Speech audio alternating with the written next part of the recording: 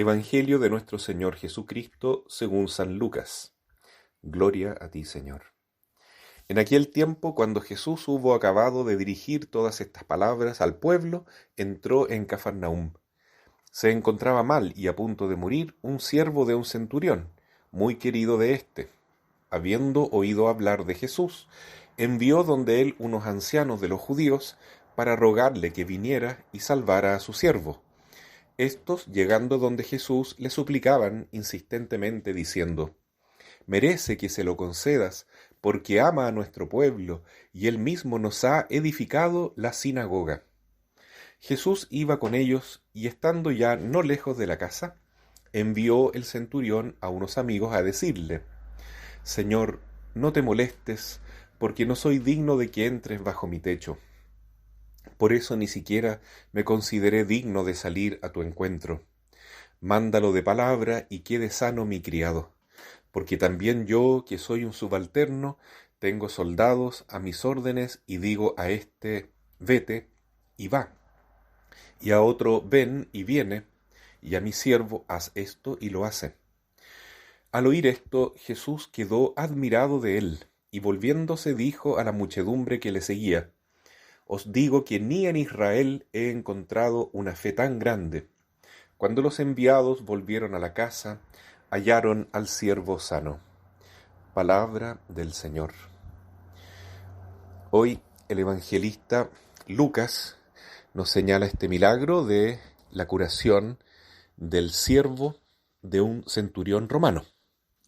No se trata de un judío, sino que de un pagano, pero un pagano que era muy querido por los judíos de Cafarnaúm, porque había construido la sinagoga de ellos, que era lo que más apreciaban los judíos, por supuesto. Entonces se ganaron la estima, el cariño de este romano que hacía tanto bien al pueblo, que era un verdadero bienhechor.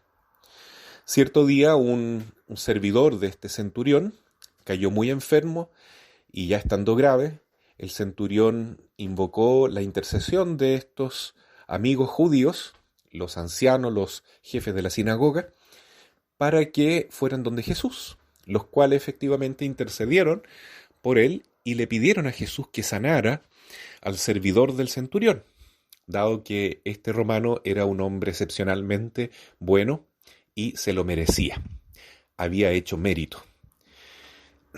Jesús los dejó y siguió caminando, porque él sabe que la verdadera fe es la del que invoca a Dios no por sus méritos.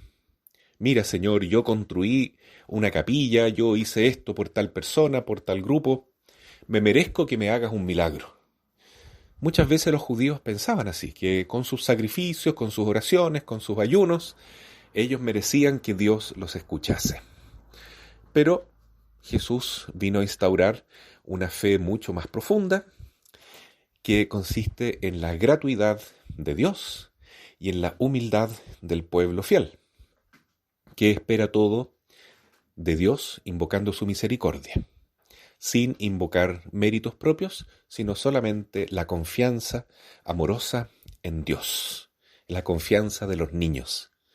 Esta fue la fe que manifestó el centurión, y de la cual Jesús se admiró tanto que dijo: «Ni en Israel he encontrado una fe tan grande». ¿Por qué?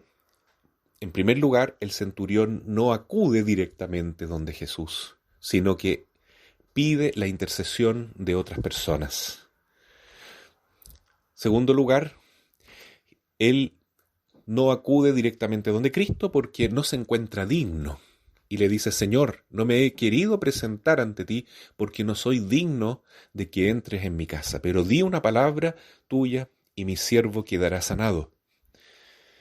Es decir, tiene una humildad tan grande y una confianza tan inmensa en Jesús que dejó simplemente admirado al Señor. Esta es la forma de pensar más profunda y más hermosa que tiene la espiritualidad católica, que es una espiritualidad intercesora. El católico verdadero no dice: «Yo voy directo donde Dios a pedirle que me haga un favor, porque yo hablo directo con el jefe y tiene que escucharme porque yo me lo merezco.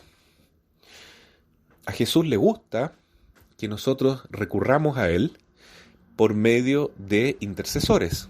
En primer lugar, por medio de la Santísima Virgen, por medio de la intercesión de los santos y santas, porque formamos una iglesia. Y cada vez que le pedimos a un amigo nuestro del cielo que interceda por nosotros, le estamos pidiendo en el fondo eso a Jesús, porque todos los miembros de la iglesia estamos conectados en la unidad del cuerpo místico de Cristo. Entonces, pedir algo, orar a Cristo por medio de un intercesor, es algo que agrada mucho a Jesús. Lejos de ofenderlo, lo honra y le causa admiración al mismo Cristo, porque es una manera humilde y muy auténtica de invocar la misericordia de Dios. Inclusive esta frase tan bonita, Señor, no soy digno de que entres en mi casa, ha quedado grabada en la liturgia católica, en la misa, porque antes de comulgar es lo que decimos. No soy digno de que entres en mi casa, pero una palabra tuya bastará para sanarme. No somos dignos, somos pequeños, pero a Jesús le gusta la humildad y con mucho más gusto Él entra en el corazón de un cristiano que con verdadero sentimiento de cariño, de sencillez, quiere acoger a Jesús, tal como lo hizo el centurión romano que se nos relata en este Evangelio de Lucas. Para apoyar esto, el apóstol Pablo, en la primera carta a Timoteo, nos dice hoy en la misa que nos toca celebrar: ante todo recomiendo que se hagan plegarias, oraciones, súplicas y acciones de gracias por todos los hombres, por los reyes y por todos los constituidos en autoridad.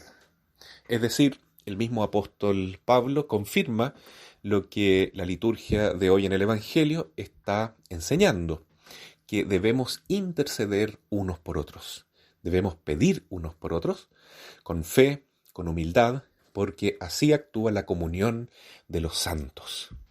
En esta maravillosa hermandad, unión espiritual, vemos que la comunión no es solo con Cristo, sino también con María y con todos nuestros hermanos que están en el cielo, en el purgatorio y aquí en la tierra.